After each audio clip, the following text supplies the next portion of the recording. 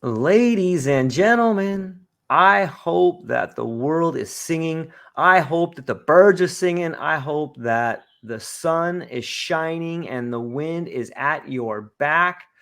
I have an incredible guest for everybody today. I want to just take a moment to talk to you about what's happening in the realm where business acumen meets empathetic leadership. There resides Rob Z Wentz, a luminary figure weaving a tapestry of influence across diverse spheres. As an executive leadership coach, Rob doesn't just guide, he illuminates pathways to success, empowering driven business owners to navigate the complexities of entrepreneurship with his acclaimed Vitals system. But his impact transcends mere coaching. He's the visionary architect behind the Academy of Excellence, which we'll be talking about today, a sanctuary where servant leaders converge to amplify their income, impact, and influence. Here, relationships flourish, support abounds, and growth becomes a collective journey of personal and professional evolution. Rob, thank you so much for being here today. How are you, my friend? I'm doing awesome, George. With an intro like that, how could I not be feeling good? That's good stuff. You even threw in some reverb, so I was loving it. That's good. Good stuff. Yeah, there's something to be said about that. I've always admired, like, it just sounds like that you're at the stadium, like, Rob Z Wentz. I love it, man. It's so cool to have the ability to put that out there, I think.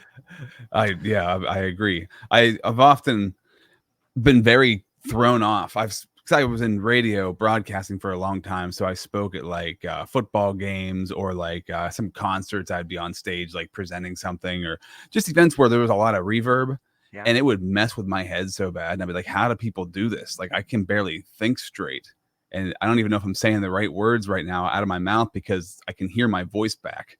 It's a weird experience to have that happen. Yeah, it is a weird experience. I remember back in the 80s when I first got like my first tape recorder, which was like this big box, and you put your cassette tape in there and you taped your voice and you played it back, and whoa, that's what I sound like. And I remember the very first time you get to hear your own voice, it's like, whoa, that's what I sound like. It sounds so different when you hear it from a third party perspective. Yeah. Yeah, that's one of the things. So I have trained lots of people in podcasting, helped them launch their podcast, and also getting used to making content Mm-hmm. because there's so much personal growth that comes along with it, Yeah. let alone like, hey, I want to have this platform and do this and that and put my stuff out there to the world. But the personal growth that comes from hearing yourself and seeing yourself and the mannerisms and the facial expressions you make, people are horrified by it. Like, it ruins some people's lives because they're like, I didn't know I sounded like it. I didn't know I said that. I didn't know I made that face. And they're just like mortified, and it's a great part of self-awareness. I think that there's nothing more self-awaring. Nothing makes you more self-aware than seeing and hearing yourself for the first time and being like, oh no. And the thing I would always say is like, well, listen, you have friends and family who like you, and you've been looking like this and sounding like this your whole life, and they're okay with you. So it must not be that big of a deal. And trying to like frame it in that way, you're the only one who has a problem with it because you're not used to it. It's really well said. Well, it brings up this idea of awareness. And isn't it strange that maybe for the first time in our lives, we actually hear and see ourselves later in life? Like, sometimes you don't actually hear or see yourself until you're an adult. Like, that's kind of an interesting concept to think about, right? Yeah, no, these days not so much. Every kid knows what they sound like, Yeah. what they look like from probably the time they're 5 on or whatever. But yeah, I think I always think about like this is the first person to invent the mirror had to have been like, whoa, Mm. what the heck? And like whenever before there were mirrors or anything like that, and somebody like saw the reflection in the water, that had to be terrifying or amazing or just like startling. Like it's wild to think that some people never knew what they looked like. They never even saw a reflection of themselves. That's a crazy concept. So for us to like grow up and eventually hear ourselves, um, yeah, it's definitely illuminating and alarming. And what was something you noticed about yourself when you first heard yourself or saw how you talked? What was something that was like highlighted to you that you didn't know? I think it's the idea that the actual sound of my voice and what I'm conveying is radically different than what I thought it was in my mind. And it was almost like getting to observe yourself in the third person is an incredible gift because it Mhm. changes the way in which you build ideas about relationships. Like on some level, I heard a quote once that said something along the lines of, perhaps the greatest superpower an individual could have would be to see themselves the way others see them. And I think that on Mhm. some level, getting to see yourself or hear your voice is the beginning of that awareness. And it transforms relationships because you realize, oh my gosh, I sound like a total chump. I sound so arrogant, or we're very hard on ourselves. Yeah. But you do get the opportunity to judge yourself from a third person perspective, and that is invaluable. Like that can fundamentally have radical shifts in the way you communicate with yourself, your inner dialogue, and the people around you. What's your take on that? Yeah, that's really true. When I'll do a podcast or something like that, or I spoke at like an online event a couple of Mm-hmm. weeks ago. And so I went and I was just driving in my car by myself one day. And I was like, I want to listen to my talk and see how it was. So I brought it up and I started listening to it. And I was very impressed with me.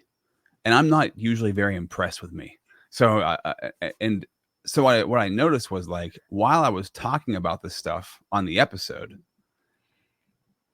what hit me was, wow, when I was talking about this subject, I was in my head being like, I don't even think you're saying this correctly. I don't even, you might not even know what you're talking about. You might, like, the inner dialogue was Yeah. contradicting the words that were coming out of my mouth. And I remember listening back to watching or listening back to myself and being like, oh, at this moment, I was doubting myself. But now that I'm hearing myself, I'm loving what I'm saying right here, and I was doing the right thing. So it kind of gave me an outside perspective confirmation of like, no, I am saying the right things. I am doing the right things. I need to stop listening to that stupid voice in my head that's always like overly critical of everything that I do. And so that gave me a really good perspective. And I think for some people, it's the opposite, where they watch or listen back to Yeah. themselves and they hate everything that they said or something like that. And I know just from I spent 20 years in radio broadcasting, so we had to do air checks, right? And air checks was where a consultant would sit down and listen to you talk on the radio and then critique everything that you did, and it was terrible. And for a long time in radio, I put on a show, like I pretended that I was somebody else. Mm-hmm. And I never liked anything that I did when I was pretending that I was somebody else. But once I learned how to be me, I started to like everything that I did because I knew I was authentically being myself and I wasn't pretending or trying to be somebody else or a character that I thought I was supposed to be. That's deep. It reminds me of I think that is a powerful lesson, not just for radio or podcasting, but for life. Like so often we go through life with these different masks on. And Thomas Hutchinson says everyone hears a different you. And everyone you meet has built up their version of you. It makes me think of masks. Like we wear all So these true. masks. Like I have George the truck driver, or George the father, or George this, but really there's just one George under all those masks. And if you can take that mask off, it takes a weight off your shoulders, literally, because you no longer have to carry the burden of other people's expectations. Like you should be kind, you should be thankful, you should have gratitude. You should have that for yourself too, and know that you're enough. But I'm kind of hearing that when you talk about liking yourself by being yourself. Maybe you can expand on that. Yeah, I'm looking forward to when I don't care anymore because I still care way Of too much. course, I'm so you're a good excited. person. That's why. But you often hear my dad would said this, and other people say this: in your 50s, you really stop caring. And I'm so excited. I'm just like, I'm so eager to like get there because it's exhausting to care and not. And if you know you're a good person, I know I'm a good person. I'm always working on myself, but I'm Yeah. not. I have good intentions, and I'm so excited to be like, and I could say, hey, I'm starting today. Today, I'm not going to care. But you know what, man? I still care. It's still like that still creeps in there. But I'm so eager for that day of being because I think this is how I'm picturing it. One day, I'm just going to realize, wow, I don't care what that person thinks. And I'm gonna be like, oh man, that feels good. And it's not like I don't have to actively tell myself not to care. I'm just not going to because you're so settled in who you are. And I think that's where the personal development in that work comes from. If you are constantly working on you to be a better version of yourself, you get yourself to a point where I know I'm a solid person. I know that I have integrity. Like before we started this, right? We were talking about the time matrix. And we were talking Yeah. about being an upstanding individual, an upstanding person in society. And when you get to that place of like doing the things that you say you're going to do, your self-esteem gets so high that that's where I think that's where that comes into play, right? When I do the things that I say I'm going to do and I keep my word, that's when I feel the best. That's when I feel the most prepared. That's when I feel the most confident. That's when nobody can touch me.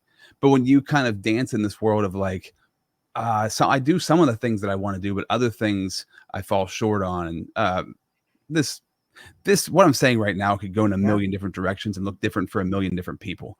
But for me, it's like, man, the closer I get to keeping my word to myself and to others, that is the most authentic version of myself. And there's no place for shame or guilt or self-hatred in that place. Wow, that's well said. Maybe you could bring up that matrix that we were talking about earlier, because I think that speaks volumes of what we're talking about. The idea of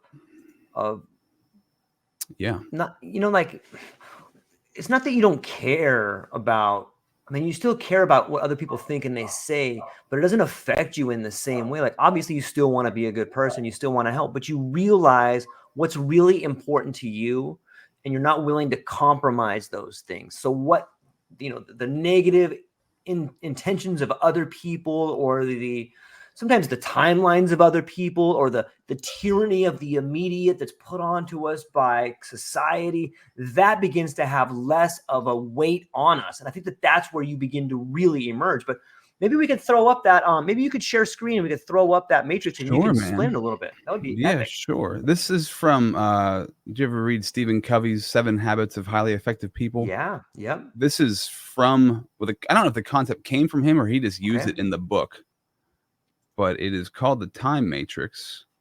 And I'm going to put it on the screen as soon as I figure out where the button is. There it is. There we go. And so you guys can see it here. This is a very crude illustration of it, obviously. But the concept is, first things first, there's 4 quadrants of things we have in our life that need to get done. There's important things that are urgent to get done. There are important things that are not urgent to get done. There are not important things that are urgent to get done, and there are not important things that are not urgent to get done. Now, quadrant 4, that's all of the crap that most of us waste. When you're wasting your time doom scrolling or playing too many video games, or there's a large category for this of the place where a lot of people spend a lot of their life. This is the world of just dying inside, in my personal opinion. And I've spent so many years. I dropped out of college at one point because I was so addicted to Halo 2 when Xbox Live came out. And I would put myself so deep. I was probably like 23, maybe 22 at that point. Maybe I was 21. Yeah, whatever. It doesn't matter. This is when I failed out of college. I was spending my whole day doing things that were not important and not urgent. Now, if you're a procrastinator, you spend a lot of your time here in the important and urgent category. So this is like things are important and urgent. So anything that needs done immediately that is important, I do this. But I procrastinate on this category, which is the most important category. These things are important, but these things are not urgent. So these are like the big dreams you have, right? The big projects you might have that you want to accomplish in your life. This might be where you need to get in shape, exercising every day. This might be every area of personal development that you slack on in your life. This area could be doing your taxes in January instead of getting an extension until October. You know what I mean? Like that's this kind of area. But then there's the not important urgent category. This is the kind of stuff. If you have a boss and you get lots of emails, this is that area, right? You're getting these emails for things that aren't necessarily important, but they're urgent and must be done immediately. If you work from home, this is the area of, oh man, I need to do this project or I need to like have this deadline met, but I also need to get the dishes done. Oh, the grass needs cut. Oh, there's things that come up repeatedly.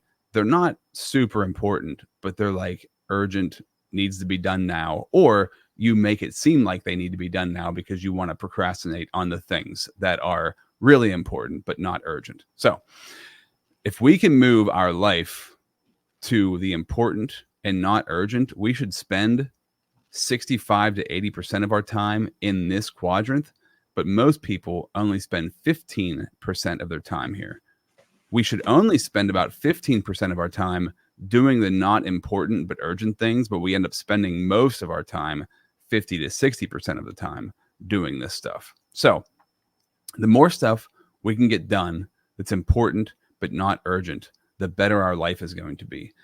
So for me, one of these things right now is I've been building a program for coaching, and I have one done for podcasting, but I'm refining the one for podcasting. Those are important for me to get done because they're programs that I can help market and build my coaching profession, but they're not urgent. I don't have to have them done right now, but the sooner I get them done, the better off I am. So we all have things in these categories in our life. And one of the best things I've had this done for me, from my coach, and I do this for people that I coach.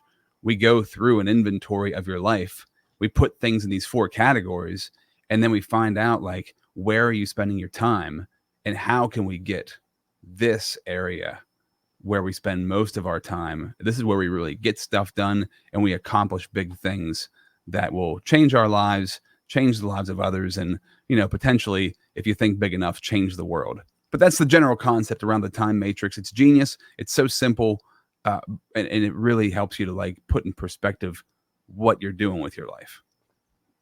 Yeah, it is fascinating to look at. And I think it allows us a different level of awareness. When we think about time, often we are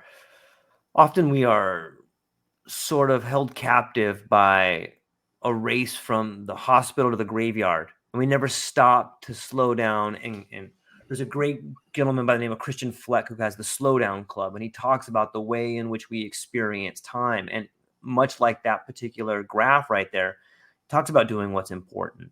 And if you're not willing to slow down and take a look at your life and confront some of the difficult spots, there's a lot of people that are paid lots of money to keep you just chasing that carrot just all day long. And pretty soon you find that you've been running on a treadmill. In fact, that might be, I heard a quote that said that some of the biggest symbols of our planet have been the bulldozer and the rocket ship. But I would argue that this last decade has probably been the treadmill, because people are just running in place and not going anywhere. You know what I mean? On some level, it could be on a flag somewhere. Like the corporate world should have a treadmill and like their logo underneath. Like you just run full speed, but don't go anywhere.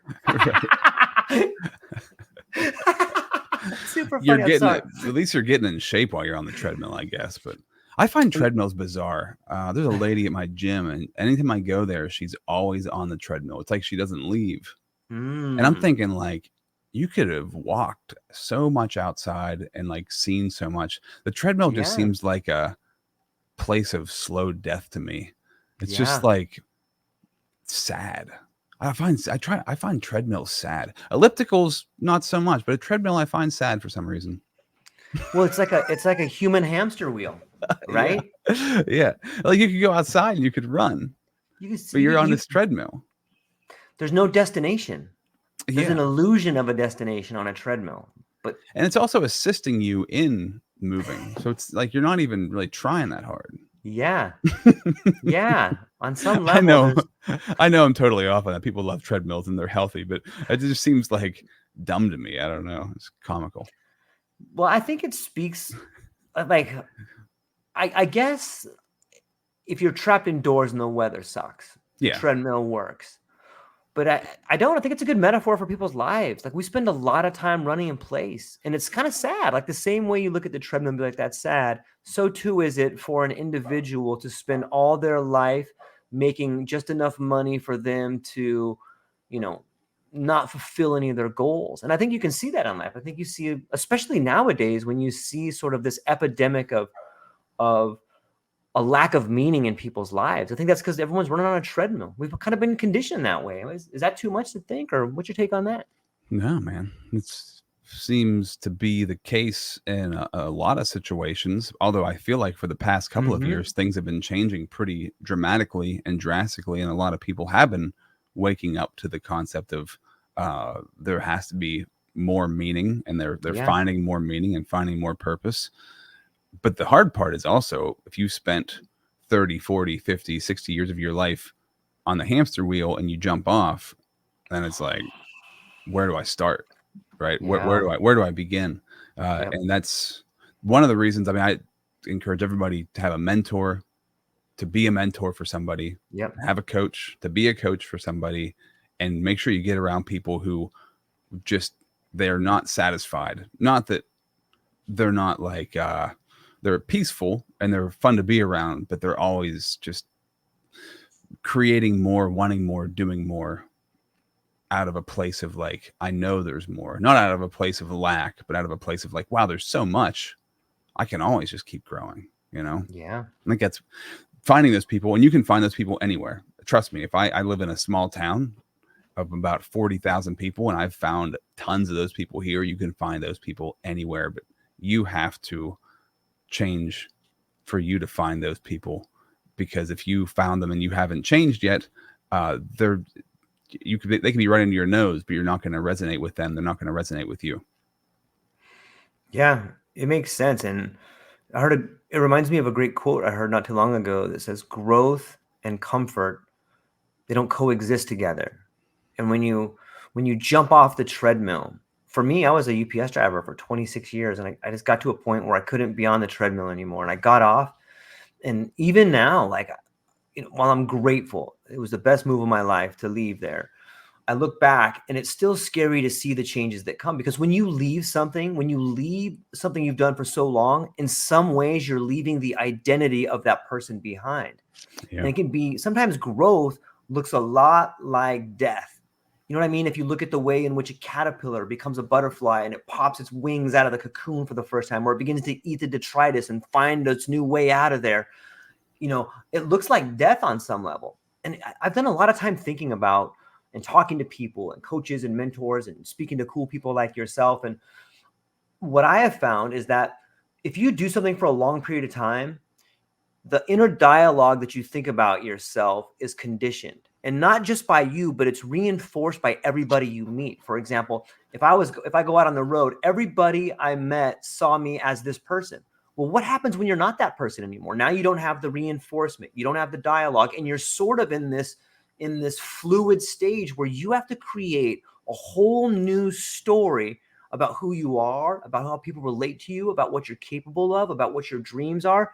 And there's no more treadmill that's assisting you. Now it's just you. And it's both beautiful, but it can be scary too. Maybe you could speak to that idea of growth and comfort and creating new pathways for yourself. Yeah, that's the whole wilderness journey, right? Going into the wilderness Yeah. it's terrifying because it's the wilderness. I got lost. Was I talking to you about this? I was talking to somebody else. I got lost in the woods when I was a kid, and it was freaking terrifying. Like it's scary to get lost in the woods. Yeah. You're just wandering around, you can't see which way is the right way to go, and everything looks the same. I guess getting lost in the ocean would be the same thing. Yeah. Although the woods is a bit less scary. The ocean, I think, would be way more scary. Anyway, but the point is that that wilderness phase of your life is, I mean, how else are you going to get to where you need to go? Yeah. If you know that you're not in the right place, yep, and you have to do something to change, you can prepare yourself for the change. You can mentally, financially, physically prepare yourself for the change. right. But there's still going to be that floating place of like, what? Yes. And this was for me, man. I spent probably 3 years in the wilderness, and I feel Yeah. like I'm in like the clearing now. I came out of the woods, and I'm like getting my feet set again. I'm like, oh, okay. So I went through, a long-standing separation and divorce. I left my radio career, my digital marketing company behind. It definitely was a long wilderness phase, and there's no time limit of how long or how short the wilderness phase is. It's like you're going to be there until you start to figure it out, until you find the lessons you need to find. And I think that that's a necessary part of life for a lot of people and different areas of your life. Some people get, I don't know if it's luck or whatever it is, but some people just know what to do with their life, and they don't ever go through maybe a financial or a career wilderness, but they might go through a personal wilderness, Yeah. a relationship wilderness. You might lose somebody in your life, and that sends you into a place of wilderness for a while. But we all go through that, and that's where all the growth comes from. I mean, that's the hero's journey, because you Yeah. have to find in that hero's journey, you have to find the sage or the guide or whoever that is, and that's where you grow. That place is where you grow. And if you're looking back on like old societies, right, the Yeah. initiation into manhood, they like put Yeah. you through some stuff. And I think either we will willingly put ourselves through things, or life will just things will just happen that puts us through things, that tests us, that builds our faith, that builds this resolve inside of us, where we find out. I think what you were saying earlier, man, most people only identify with who they are through what they're doing. Yeah. They don't identify who they are through who they're being. And it's really hard to identify who you're being when you're always just doing. Yep. But who are you being when you're not doing is one of the biggest questions. It's a really hard question to answer, and an impossible question to answer unless you spend a lot of time with yourself discovering what that is. Man, it's so well said. It's I think there's like a default category in life. Like it reminds me of Brewster's Million. Have you ever seen that movie, Brewster's Million? No. Okay, it's super funny. It's this movie with it's Richard Pryor, and he's this black guy, and he finds out that he has like this super wealthy white uncle, and this uncle died and he left him, and so they pull him in and they sit him down and they go, Mr. Brewer, this is your uncle, and he has a message for you now that he's died. And he's like, hey, how's it going, man? I'm dead. I know I'm a white guy, but I'm your grandfather, and I got a challenge for you.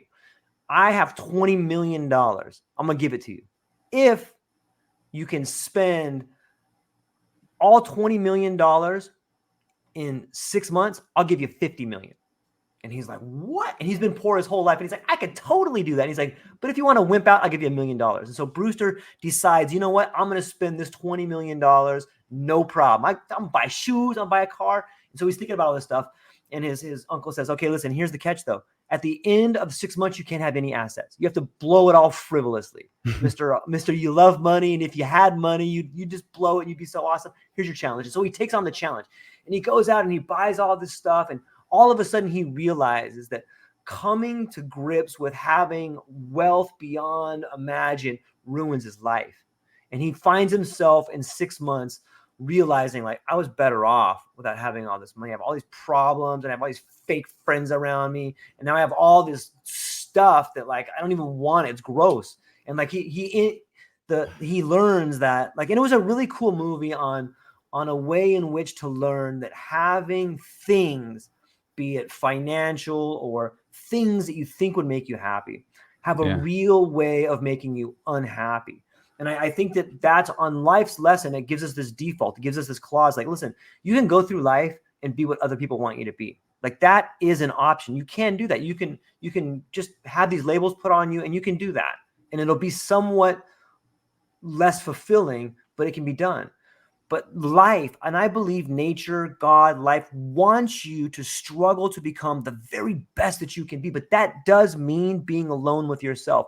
That means spending time seeing your flaws, seeing your beauties, and training yourself to become the best version of yourself. And when you do that, it doesn't matter how much you have. Your relationships will shine. Your eyes will shine. Your curiosity for life will shine. And so in some ways, I think that life is trying to communicate this idea to us. Please try to become the best version of yourself. I will provide you with the test. I'll provide you with the tools, and I will provide you with the resources that you need to do it. But you got to trust, you got to have faith. And I think it's there for everybody, Rob. I really do. If people believe, it's there for them, right? Well, of course it's there for everybody. That's the whole game. It's like when you go out and you buy something you really want, and it does make you feel good for a minute. Like, you feel like really nice. Like, man, I got this. What did I buy recently? I bought something recently that was really cool, and I was like really excited about it. Oh, a perfect example is my son. He loves Fortnite, so he's constantly buying new skins. This Right. kid's blowing so much money on a free video game on these skins, Yeah. and it's never enough. The new skin's Yeah. never enough because he's got to have another new one like a day later. And he's like, Yeah. "Dad, you need a skin because I'll play too." And he's like, "You're this generic, stupid skin. Like, how can you even play as that skin? It's embarrassing to play with you." And I'm like, Wow. "Fine, then you buy me a skin." So he bought me a skin, and now I have a skin. But I think like those fleeting things, and those are the funniest to me. This is the NFT virtual world of Yeah. like skins and stuff like that is the funniest one to me because you can't even ever actually touch it. It's not real. And I keep saying this to him, I'm like, Mm, you buy all this stuff it's and not it looks real. cool in the game, but outside of the game, you can't even have it. You can't even touch it. But in the things that really matter, if I had to think of like things that really give me a lot of satisfaction, spending time with people that I love to be Yep. around, that's one. I always leave those situations feeling so good. I hung out with a friend this morning for an hour. We talked a little bit of business, but we talked a lot about pro wrestling because we both, for whatever reason, like pro wrestling.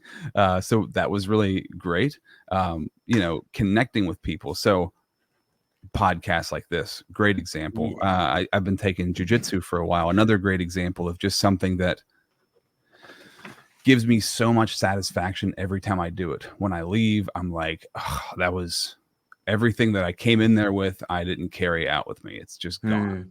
Mm, And exercise in general, another great way of doing that. Like, but I think it really comes down to like stuff you do with people. And yeah. when you do stuff with people you really love or you want to be around, or you're just volunteering your time to help out, when you leave those situations, like I have a men's group in my church, men's group. Every time I leave men's group, I'm like filled up.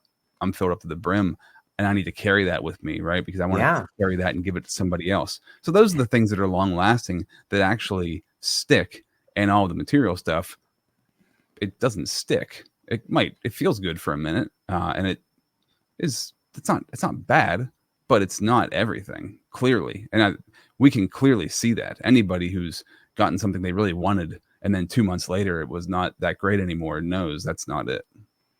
Yeah. Man, it's mind blowing. There's so much in there. When I think about, if I take it back to the beginning of the conversation, we talk about skins, or we just talk about observing our children buying digital products in a digital world. I think it uncovers a lot about our own psychology. Like, it's not real. Even though they're buying a non-tangible product, the psychology of it is the same of us buying a new shirt. You know what I mean? Like, it's, yeah, I like it. Okay. And it does pacify you on some level, Yeah. but it is pacifying. It can be unhealthy on some level. Like, it's not really real. It's this idea that you're buying happiness. And that on some level is brilliant marketing. Hey, why don't you have a little sun? Here's a little sunshine for you. Let me just go ahead. $9.99. The first one's free for you. You know what I mean? And like, Yeah. it kind of explains where we kind of can take that wrong turn sometimes by buying into the idea that, purchasing tangible objects can fill the void of relationships, because it is a relationship in a way. Like, you're buying this new relationship with it, but you don't have to do anything once you buy it. Or a relationship, whether it's jujitsu or a men's group or a podcast, you have to do some work. Like, you have to listen and be there and be present and enjoy it and balance. It's like a dance in some level. And I think that the emptiness that comes from buying things doesn't have that dance involved. Isn't it interesting? Like we've always said, like, well, we can't take it with us when we die, right? So Yeah. you think like when we die, we can't take any of this stuff with us. So anything you buy digitally, like skins and NFTs, it's like the next level of that because I can't take this with me when I walk away from my video game console. Like, Yeah. like Yeah. it's just there. And as long as I'm in that world, it's there. But as soon as I walk away and I'm in like real life, it's meaningless and gone. And so it's like another level of that, like we can't take it with us when we die. Like those things, you can't even take it with us, take it with you while you're still alive. Unless you have your phone, I guess you could play Fortnite in your phone and get the skin on your phone, and then whatever. You get the idea. Yeah, You I get where I'm do. going with this. I love it. And I think on some level, I think it brings up this way in which our relationship with AI is fundamentally changing the way we're aware of ourselves and relationships. Because this exact thing that you and I are talking about It's been along for a long time. When you look back at the 60s and you start looking at some of the hippies, they're like, man, we're getting rid of materialism, man. It doesn't even matter, man. It's just about love. Like, that was in the 60s, and still we carried it with us now. And if you look at kids playing video games, they have the opportunity to learn this lesson quickly. Yeah, this is Fortnite. It's a game. I like this skin, but I can't take it with me, and I don't need to. Like, they're beginning to learn it at a more rapid evolution. And maybe that's a good thing. Maybe they're beginning to learn these lessons as children, which took some of us as adults a long time in our life. Whoa, crazy over here. What was that, dude? That was just for effect. I wanted to really put an exclamation on there. Wow, man, that was cool. I liked it. Shocking. Yeah. The shocking podcast. Yes. Yeah, or I hear you, but also, or that might just mean that kids are just never going to leave their computers and video game systems. That's where the VR headsets come from. Yeah. But there is something there with what you're saying. I don't know. That's interesting to think about. My fear is, like, I don't even touch virtual reality because I know that I'm going to get lost in it. And so it's amazing to me right now, as VR is very accessible and cheap, that more people aren't just lost in it all the time. Or maybe they are, and I just don't see them because they never come out of their house because they are always playing VR. Yeah. But I don't know any of those people. So I'm thinking, like, wow, that's just, like, scary and weird. But also I know it's super cool, which is why I won't do it, because it's probably really, really fun. Yeah, I think there's a bit of a buy-in curve. You know what I mean? Like, I remember I still am fascinated by crypto. I'm still fascinated by the idea of buying virtual property. And imagine owning a virtual library in a popular game, and anybody that went into your library could check out a book or check out your book that you wrote in reality. Like, I think there's some really cool crossovers there, but it's pretty abstract. And it's difficult to measure the value of abstraction. And, I don't thoroughly understand it. And how many people are really gonna go to your library in this game? And, when you look at the way in which tech has talked about this incredible future of first virtual reality, and then, okay, maybe not virtual reality. How about augmented reality? Yeah, that's going to be the next thing. Everyone's going to wear these goggles. Going to be awesome. I don't see anybody wearing them. I remember seeing Sergey Brin have a pair of Google goggles in the subway, and the idea that you could look at somebody and instantly check out their profile was pretty fascinating. But then it was like, well, we don't want everybody doing that. It's a violation of privacy. It seems like it lost its way somewhere along the way. Yeah, I don't know, man. It seems like, because you see, like, the new videos of, like, the Google goggles and people are walking down the street, and that seemed to be hot for a second. But you're right. Now it's, like, kind of dissipated. I think it's just going to separate. Like, some people are going to be so bought in. Some people are going to be so unbelievably bought in that I think we're going to lose track of them. I think this is what occurs to me, is, like, the people who are all in on that stuff, we're never going to see them again. I think they're going to, like, be in their own world. Yeah. I guess the augmented reality world, they'll still be with us, but the VR world, they'll just be there. Yeah. And they won't come out. And other people and everybody else is just kind of, like, getting away from all that stuff and having less of it in their life. I find there's a balance in the middle if you can kind of find that balance. But I don't know. If I had, like, contacts that I had that, like, I could have video screens in front of me, like, I'm good. I don't need it. I'm good, and it's okay. I don't have to have that in my life. But some people, I guess they really feel like they have to. I don't know. I remember years ago, this was probably like 15 years ago, I remember I was sitting at my house and I was watching a football game, but I was also working on a project on my laptop, but I was also on my phone checking, like, Twitter about the football game. And I thought, like, and I remember sitting thinking, like, this is the coolest thing ever. I'm, like, so connected right now.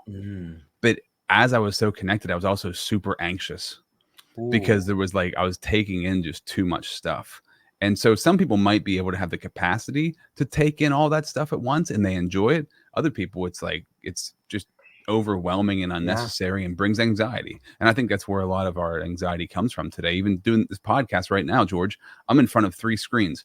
I don't need to be on 3 screens, but there's 3 screens in front of me. If I need to concentrate, good freaking luck. Like, if I really need to get something done, I usually don't sit on my computer. I'll get on my laptop and I'll go sit on the couch because the 3 screens is too much when I'm diving deep into something. But it's good when I'm like doing this or on a Zoom call where I got to show slides or different, like building something in Canva or whatever. But if I really want to focus, it's got to either be me and a notepad or me and just a laptop or just me and me. Imagine that. Just me and me. Yeah, I love it. I think it speaks to the idea of instinct versus analysis. Like you have an instinct of what you know is good and what you need to get done. Or in a relationship, I think this person likes me or this person doesn't like me. You don't need 3 screens and a profile view of all their things to realize what they know. Like sometimes an overload of information equals paralysis. You know what I mean? Like it's just like I can't do anything because I can't, you want to read all this stuff. How about you just act? How about you just go with your gut? And it seems like it seems like there's always been this sort of pushback between, biological instinct versus analytical technology, and I don't know which one wins. You can read books that say, well, our instincts are actually pretty bad. We're pretty bad thinkers, or you can say, well, look, man, in the lexicon, there's always been the language of trust your gut. Like that's been around for a long time. You're going to put that up against we're not very good. Look where we are. Like, look what we've created. So I think that we're just seeing a continual pushback and they just get bigger and bigger waves building up. And maybe they go together hand in hand. If I may, the way in which I've seen augmented reality be implemented into real world commerce that I think speaks to this is I remember sitting outside my house one day by this park, and all of a sudden, all these people showed up, almost like a tour bus, but they were in their individual cars, and they all had their phones, like they were looking at aliens or something. And I was like, what is going on here? And they just kept showing up for like hours. And I asked somebody, and it was the release of Pokemon Go. And these people were finding Pokemons in natural places using their phone. And I started thinking like, man, you could drive commerce that way. What if like on a hot day, I selected a Pokemon to be found by my Slurpee station? Perfect.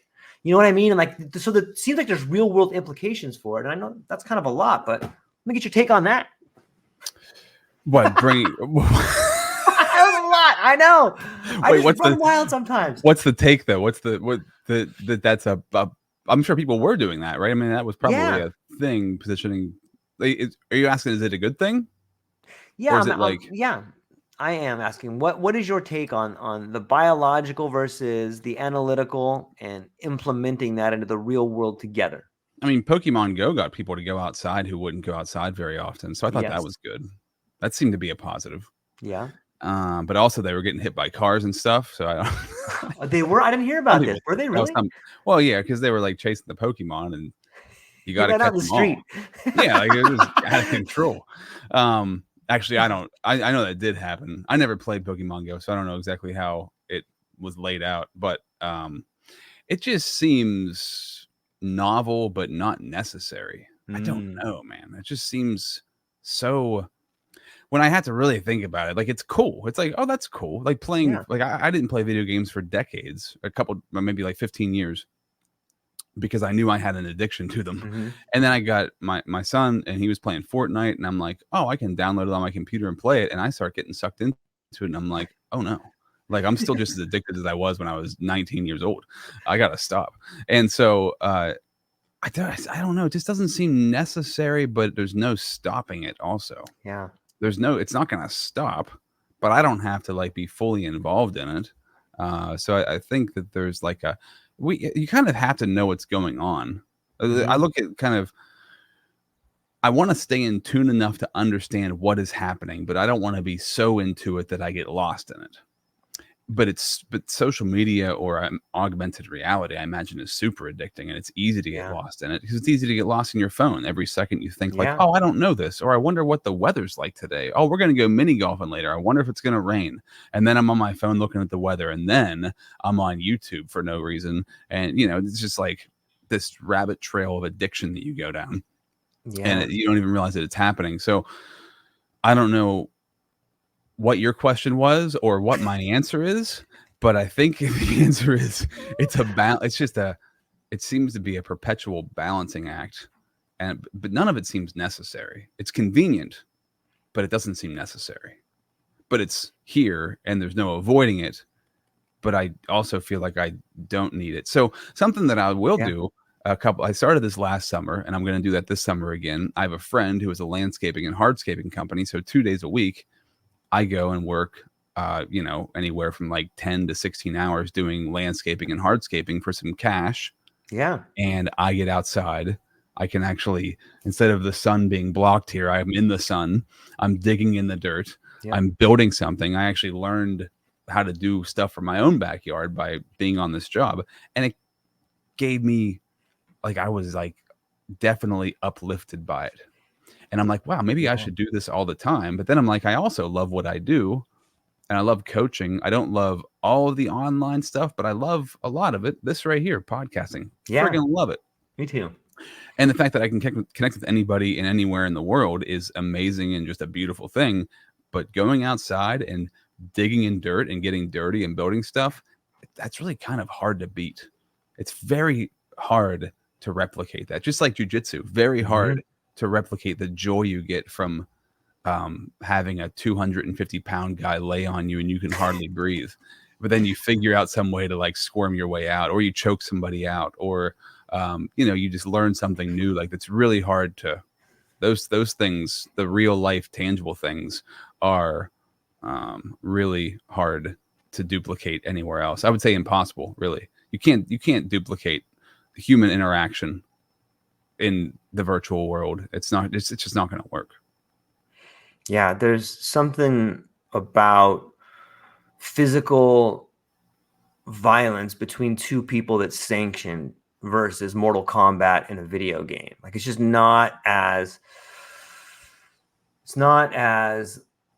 wholesome's not the right. It's not as like cathartic. There's like no release. When two people, when you're fighting or wrestling or doing something with somebody, like there's this sort of brutal contact that's necessary. And the idea of using your aggression in a physical way to assault somebody else in a constructive way is something that's kind of beautiful. And when you do it in that way, whether you're in a sanctioned wrestling room or a sanctioned jiu-jitsu room, like you really get to feel what superiority, authority, fight, struggle, life, breathing. You really get these real ideas of it versus this obscure view in a video game where you could just send some sort of harpoon through somebody, Yeah, it's satisfying for a little Yeah, while. Like, satisfying. it's really empty at the end. I think maybe that's the message in all this, man, is that everything online is in the end, without the physical real life counterpart, really sad and empty. And Yeah. the thing that drives all innovation on the internet is porn, which is a Yep. very sad, depressing, and empty fake side of actually having real intimacy Yep. with somebody that you love, right? Porn is incredibly satisfying and addicting, but in the end, brutally sad and horribly depressing. Yeah. And that, to me, is kind of like that's like the underline on like nothing virtually is ever going to satisfy you. Zoom, like, I love talking to people over Zoom, and it's really cool to connect with them. But if I didn't actually ever meet people in real life, and I sat in this chair and just talked to people on Zoom all day long, and I never interacted with real people, I would be so miserable. So miserable. Even though I have great relationships online, you still need to be around somebody. Yeah. We can't, you can't duplicate it. You can't recreate it. It's impossible. So anybody who's trying to recreate it and thinking we're going to live in these virtual worlds, we're not going to be happy. There's just no way. Yeah. In some ways, it makes me think about, one of the cruelest punishments we do as humans is isolation. When you put people in solitary confinement, they lose their mind, Yeah. because they don't have connection. In a weird way, it seems that social media is sort of solitary confinement with windows, with shadows on the cave, maybe, if you take it all the way back to the idea of ancient philosophy. But Yeah. It's By the way, it's my wife perfect. made me a smoothie, and I felt like I had to drink it, so that's what I've been drinking. I Yeah, didn't wanna be rude that I was drinking on not the at all. podcast, but she dropped it off while I was on the podcast, and it looked so good that I couldn't stop myself. What an amazing woman, man. You're a lucky guy. Thanks. It was a pleasant surprise. Yeah, those are worth embracing in life. And let me ask you this. So when you talk about social media relationships, being on a podcast or a Zoom call, and then you're talking about going outside and working with nature, do you think that those two things are similar in that in one way you're having communications within an individual, and in the other way you're having communications with nature?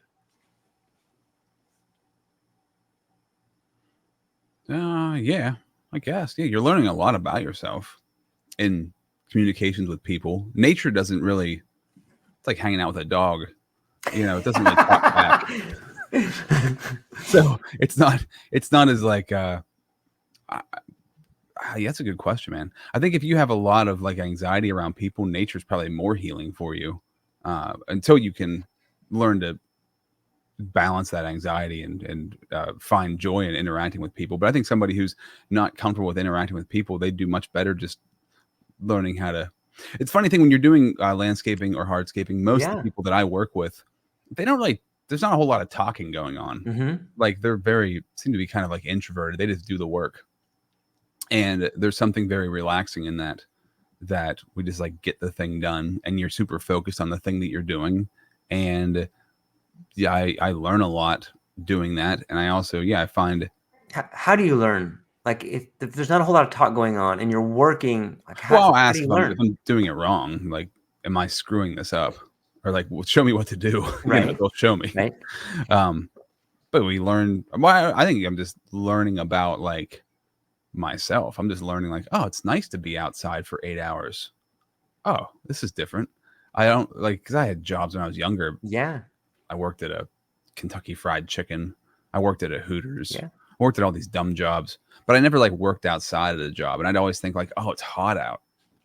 I don't want to be outside all day. I'm hot. And then when I'm working 8 hours outside and it's hot, I'm like, I don't even care anymore if it's hot. Yeah. I'm just like used to it. And so maybe that's one thing that I did learn was like, uh, I should have been doing this a long time ago. I should have been working outside when I was like 15 or 16. And I think whenever my son gets old enough, because he's 9 right now, turning 10, and it's time for him to get a job, or if he starts really complaining about money, and be like, Mm, hey, bro, I'll get you a lawnmower. You can go start cutting grass for people. They'll pay you yeah. money. And then like I'll find a landscaper and be like, hey, you guys need like some summer help and get my son a job and then force him to go. I want to be that dad who like opens the bedroom door on like a summer morning and is like, hey, I got you a job. You got to meet Clark down at the Sunoco and you're going to start working tomorrow morning at 8 a.m. And he's like, oh, why, Dad? Why are you doing this to me? I'm like, it's good for you. You get cash in your hand, that sort of thing. Yeah. So I'm looking forward to that. Yeah. I think you can be successful at that. And but I do, you know what? I would back it up a little bit. I would say that that's nature's language. The way in which you learn to landscape or hardscape by experience and then translating that experience into your own backyard. I look at that almost as a language, or being outside and realizing you're comfortable with the heat. I look at that as a dialogue with nature, teaching you what you're capable of. And I think if more people Yeah. did that, you would really begin to understand how that dialogue, that lived experience outside doing things, translates into interpersonal relationships. Because the same way you can look at the soil and be like, oh, the soil is a little bit wet today, or oh, it needs a little bit of this. So too can you look at someone's facial expressions and this person needs a little exercise and empathy today, or this person needs a little cheering up today. But I think you can see both, and see yourself as a mediator, not only working with nature, but working with people. And there's a crossover there. Yeah, I could see that. I could definitely see that. And I feel like also when you work in nature, it kind of gets you in tune with how things should be. Yes. We're so nerf proofed Yeah. out here. Like Yep. I'm in my basement office all day long. It's just like like we need air conditioning, and then you go out of your house from the air conditioning into the hot sun, and you're like, oh, it's so hot out. It's like, what? It's just it's just outside. This is like what the Yeah. world is. You're Yep. just in here living this pretend world. Like, Yes. so when you're out there in that, yeah, you kind of get a sense of how things really are. And then when I see like some guys, like it's raining or cold out and they're like laying concrete, and I'm like, oh man, those guys, that's gotta suck. But then when you're out there, you just kind of like get used to it. And I think that's tying this to what you're saying. Yeah. I think that's like when you're really, when you don't spend a lot of time with different kinds of people, and you don't know how to be comfortable around certain kinds of people, and you're anxious, that's really difficult for you. But if you're exposed healthily to a lot of different kinds of people and situations, then it's not as anxiety ridden going into those situations. But like, Yeah. you have to expose yourself to different kinds of people, different kinds of environments. Or if you don't do the exposure, then you're going to be so uncomfortable when you finally are exposed to it that you're just going to run back inside and get away from it. And we need that exposure for environments and for personalities. So maybe Yeah. I'm connecting this what you're saying, man. Like, Yeah. there's different. I mean, luckily, if I want environments, Pennsylvania is the best place, because sometimes we have all 4 seasons in a day. Sometimes it'll be, and this is no joke, it could be snowing in the morning and really cold, and then by afternoon it could be raining because it got a little bit warmer, so it's not snowing anymore. And then by the afternoon, this is like a March day. By the afternoon, it's warmed up and it could be like 60 degrees, and then cool off in the evening and go back down to like freezing again. So it's like all these elements, like all at Yeah. once, like happening in a single day, and like getting used to that. I think there's a lot of benefit to that, no doubt. Just like getting around different kinds of people. And isn't it interesting? Like, I used to do a lot of drugs, and I was around drug dealers, and they Yeah. always made me super uncomfortable. I hated being around drug dealers. I was Right. never that guy. I just wanted to get the drugs and then get away from them as fast as I could. And now, and they always want to hang out, right? They're always like, "Oh man, stay a while, man." I'm like, I don't want to stay a while. I need to get out of here. Yeah. And but now, as I've changed my circle, I get nervous now around like successful, confident people who are like really successful. That makes me nervous. Like, but it's a good nervous. So the drug dealer's a bad nervous. The successful people is a good nervous. Like, I don't even know, because you don't feel worthy. I don't feel worthy of being around this person. I don't feel like I have anything to say to them or talk to them about. And that makes me, it gives me anxiety where I want to run away. I want to like get away from them because it's making me feel weird. But I know I'm going to learn something if I stay, and I need to stay around them. I need to be around them more because there's something I can glean here. And if I can be around them long enough, I'm going to learn some stuff, and I'm going to pick up on some things of how they speak, how they act, how they talk. That is going to be really helpful for me.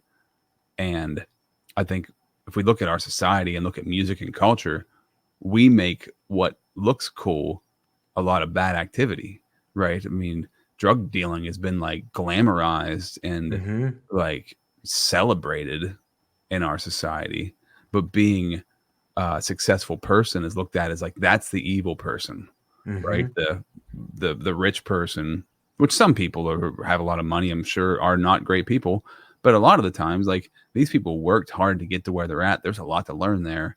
We should look at that as an interesting thing. But then, okay, on the other end of that, I really want to get around people. The people I love to be around the most are people that are closest with God. So people in my life that have a very close relationship with God and with Jesus, those people, when I'm around them, I'm like, holy cow, this is like the best place in the world to be, because they are just, when you find the real ones, they are just who they are, and they're that way all the time. And they're always willing to listen. They always want to help out, and they're always just ready to help in some sort of way or pass wisdom along in some sort of way. And it just feels, you just have a really good feeling when you're with them. And that's something that you can't really manufacture that feeling. That's impossible. I Hey, love thanks, it. Thomas. Thomas says, Yeah. brilliant. Thanks, dude. Speaking of brilliant, Thomas Hutchison's brilliant. You should, if you anybody who's reading, you should go on Facebook and look at some of the stuff that he writes about. Totally brilliant guy, and Cool. has an incredible way of seeing the world. And trying to get him to come on the podcast. So Thomas, open invitation, buddy. Let's make this thing Well, happen. hey, Tom, you're watching, man. Like, Yeah, let's go. yeah. Uh, so, do you think that this idea of anxiety, whether it's taking you away from the old drug dealers, or pulling you towards successful people, or pulling you towards the people that you admire in your church, is like magnetism in some way? Is it a feeling that's driving you towards becoming what you want to be? It sounds like it's a force bigger than you, that's outside of us and inside of us. It's pulling us towards where we want to be. That magnetism and repellent is cool. It's real, isn't it? Like when you're Yes. around, hey, there you go. Tom's up for a Yes. podcast, 100%. On both of ours. Here we go. There you go. So, yeah, that repellent is really strong. Like when I was around drug dealers, it was like I couldn't get near them. Like I had to get that. You could feel like that tension. Like I had to get out of there. Yeah. But then the magneticness of it with other people is very real. Yeah, the magnetic part of that is like I can't get close enough to this person. Like I want to be closer to them. I need to be like right next to them. I need to learn, and I want to be here, and I want to like soak all of this in. But then other people, like, it's like you have to warm up to being comfortable enough to being around them. If you're like intimidated by them, but that whole concept is very true. The magnetism and repellent, in life, no doubt. Yeah, man. I feel it in my, being in some uncomfortable situations too, earlier in life, or still every now and then. Like you almost feel like if you take two magnets and you take the opposite poles, like there's a real thing in between them. Like you can feel it being repulsed. And I think that we have that inside us when we're on the wrong path. Like there's some force we bump up against that is like, this is the wrong thing to be in, and you can feel it.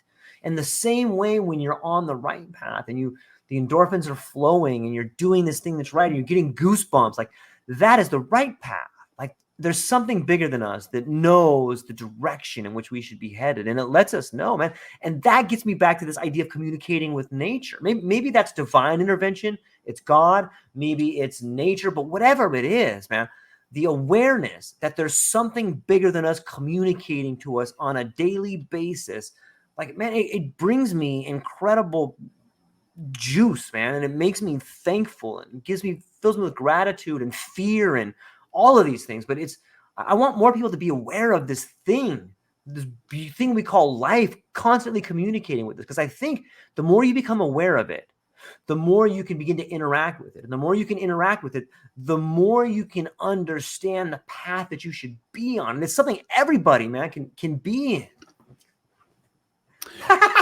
It can happen, right? Because you feel it, it's there.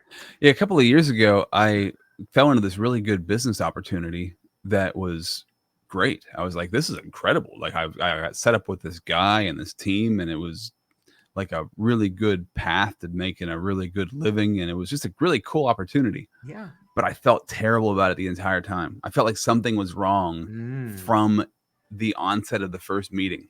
But I went along with it anyways, because I was like, well, I mean, this is a great opportunity, and it kind of fits. I was doing digital marketing at the time, and like, this fits my digital marketing background. This is a sweet spot. Like, there's a lot of potential here, but something felt so wrong about it, about the guy who ran it, and I could not get past it. And I stuck it out for over a year, while the whole time not feeling good about it, not just having this pit in my stomach. When I would talk to this guy, every single time I talked to him, I was repulsed. Like I felt like this repulsion, like where I did not feel comfortable speaking to him. I did not feel comfortable like hanging with him, or I don't know. It was just it was intangible. I could not tell you what it was. And I found out some stuff later on that confirmed the way that I was feeling. But I ended up getting out of it before I knew the stuff. I ended up getting out of it, and I was like, I don't care if this is like successful. I don't care that I can't even articulate what's wrong here. I know something's wrong, and I'm not supposed to be here. And so I left it. Good. And it's cool too when you leave something like that. There's no regrets. Like I didn't have any regrets. Like yeah, there was money left on the table. I didn't care because I knew I had to get the heck out of there. Yep. And so it didn't matter to me. It did not matter what the situation was. I had to get out, and that was a great lesson for me of like just listening to. It was almost like I didn't even have a choice to listen. It was like I wasn't choosing to listen. It was like I could not ignore it, so I had to get away from it. But that was really one of the examples in my later life, like recently, that's happened. But that happened a lot whenever I was younger, and I ignored those signs all the time. I was always hanging around people I shouldn't have been hanging around, doing things I shouldn't have been doing, and I knew I shouldn't be doing this. But I had like low self-esteem, and Yeah. I just wanted people to like me, and I Sure. thought that what I was doing was cool. And so I went down some paths that I shouldn't have gone down. But I think that's one of the things in life. You make your mess your message. You learn from the things that because everybody always says, I wish I could go back and do it over again. I don't wish that, because that's not the point. Yeah. Like, I don't think reincarnation's real. I think it's a bunch of BS. I think reincarnation's real in the sense that we have DNA. And so when you have a child, that's an extension of your DNA. So in a way, that's your DNA reincarnating, like another version of the DNA strand, an evolved version of it. Right. And so I look at that as kind of, that to me makes sense. And like, that's if there is a reincarnation, that's what it is. It's like, because of course that is reincarnation. When you have somebody, when you have a child and they look like you, they act like you, they have your mannerisms, things like that. It's like, how is that not something in your DNA strand reincarnating again and again? When you have personality traits, or you have, even when you have like genetic things that are passed down generation to generation, how is that not reincarnation? It just seems like that's what that is to me. That's just my own personal thought on it. And I don't even know why I'm talking about that right now. I totally lost my train of thought. No, it's perfect, man. I agree. And I think that even speaks to generational trauma. When we look at the way in which our lineage unfolds, like when we look at that, it seems to me like I could see how that's karma. Like you could do something in your life. And I sometimes I think about this when I go way down the rabbit hole of some of the most powerful and the most seemingly corrupt people in my life. I'm like, how can they live this life where they have so much power? And and sometimes I just play with that rabbit hole, but then I look at their kids and I'm like, oh, their kids are going to live in their shadows and have to pay the price for this person's greed forever. And you think to yourself, like, wow, can you imagine making decisions in your life knowing your child is going to have to pay for that?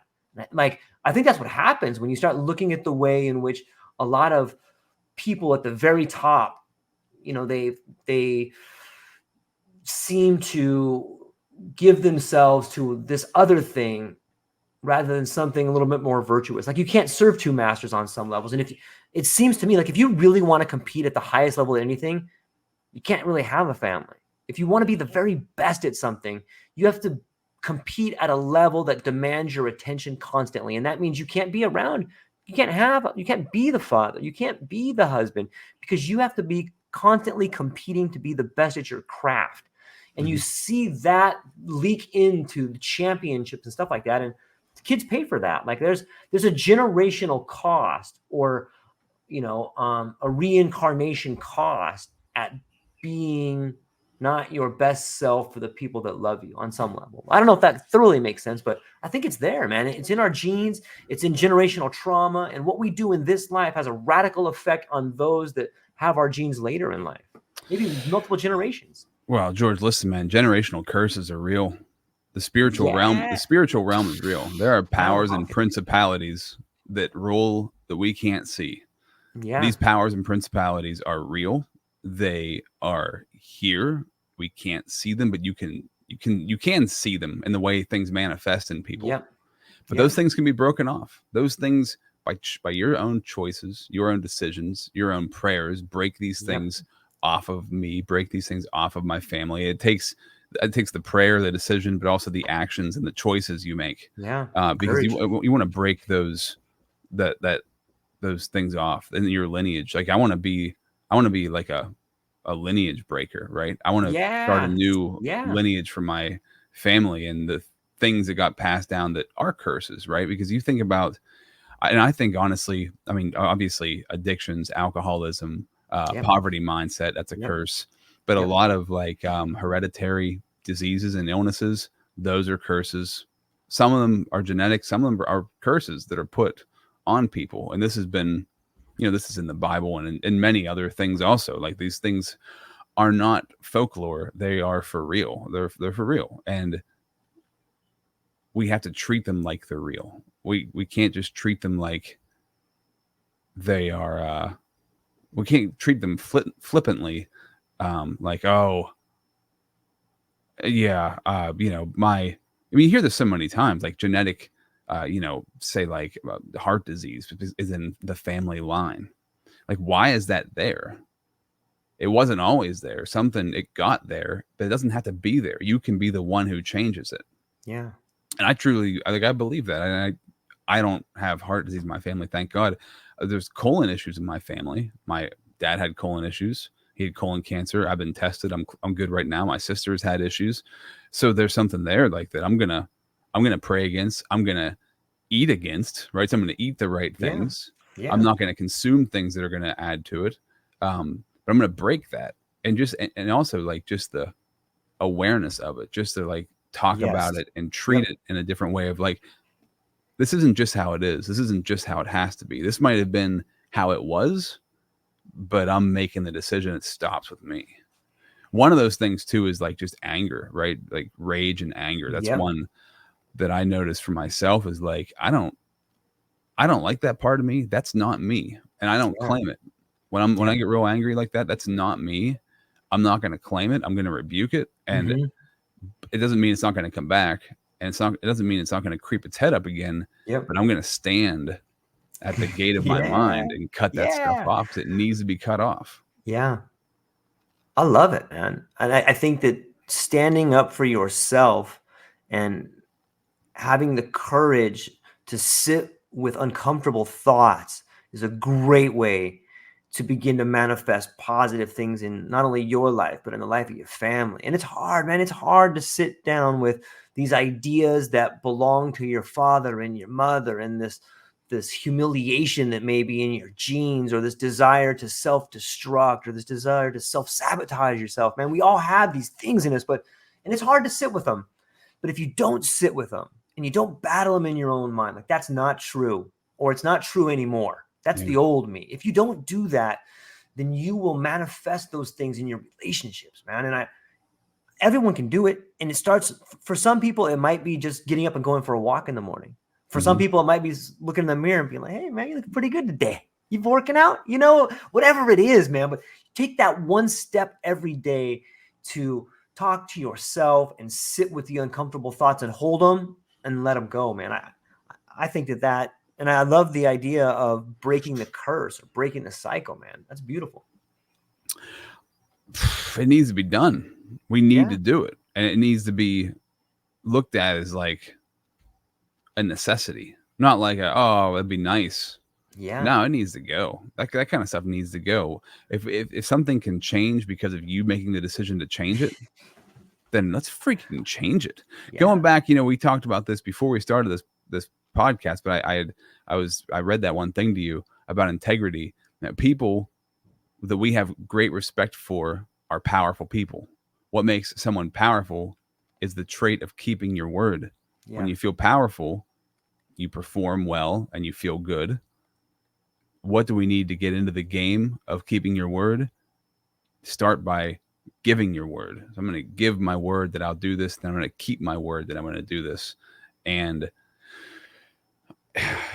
it's such a rare thing because it's amazing that something so simple and important is so rare. And that's why, integrity is a word we don't say enough or hear enough anymore. It's my highest value. integrity. Am I integrous all the time? No. But man, I want to be, and I try to be on a regular basis, because integrity is everything. If I don't have integrity, I'm going to hate myself. I'm not going to like being with me. And if I don't like being with me, then Who else will? nobody else is going to like being with me. Yeah. Yeah. That's so true, man. It's like a lighthouse. Yeah. Rob, this is fantastic. This is our second podcast together. I really love the conversation, man. I feel like we're cut from the same cloth in so many ways, but still have so many different, areas to uncover together, man. I hope you can come back at some point in time. We continue this conversation. But before I let you go, man, where can people find you? What do you got coming up, and what are you excited about? So you can find me. My website is leadimpacttransform.com. You can find out about me there, my coaching business. If you want to talk, just go to LinkedIn, Rob Z Wentz. You can find me there.